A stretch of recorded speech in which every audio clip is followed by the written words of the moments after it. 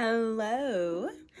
So a few people have been asking how I crochet in my U-Part wig, and I'm going to show you because I know how it feels to watch a reel 2,000 times and still not understand what's going on.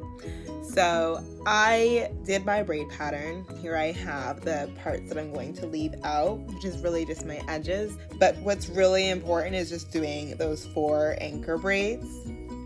You have the 2, this is for a middle part, and this is where the wig is going to attach to, and this is going to be the braid where the crochet is going to go into.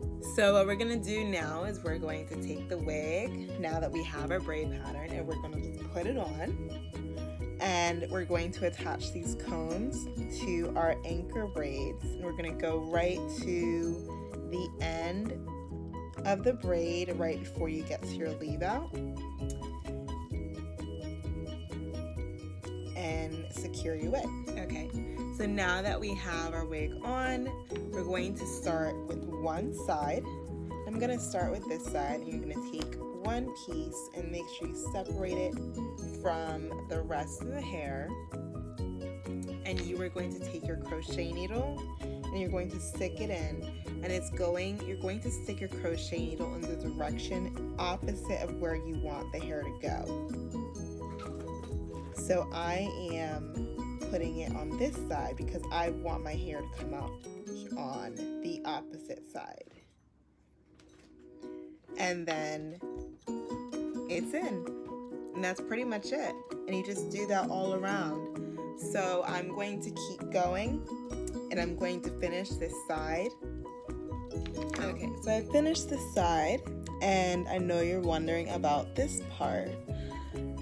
What I usually do is, it really doesn't need additional hair because my hair is so curly.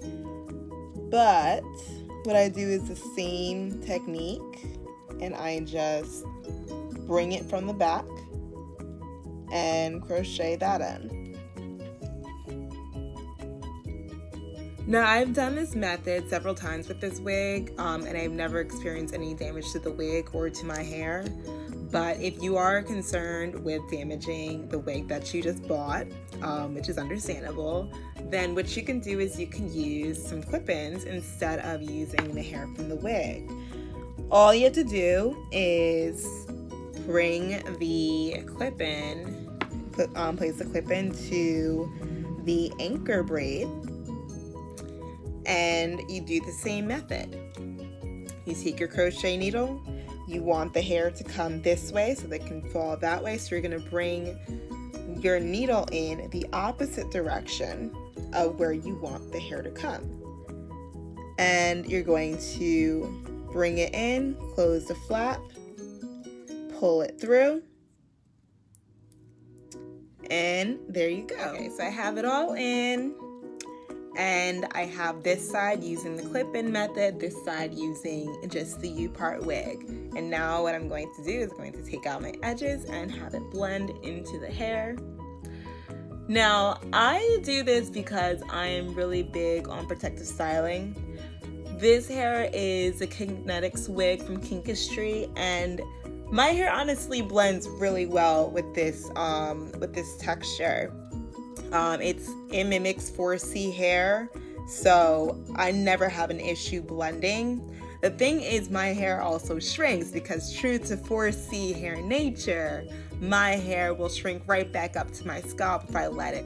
So I just don't want to have to worry about having this big chunk of shrunken hair when I'm caught in the rain. I know you guys can relate to that. This is what it looks like when it's all finished.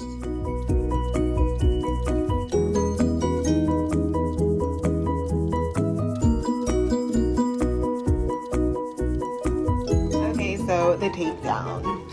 Now, it may seem complicated, but it's really not, as long as you're gentle so that you don't mess up the integrity of the wig. So I did this method again using a side part. And because I didn't want my edges pulling too much, I put some clip-ins. I used my old clip-ins to do the side.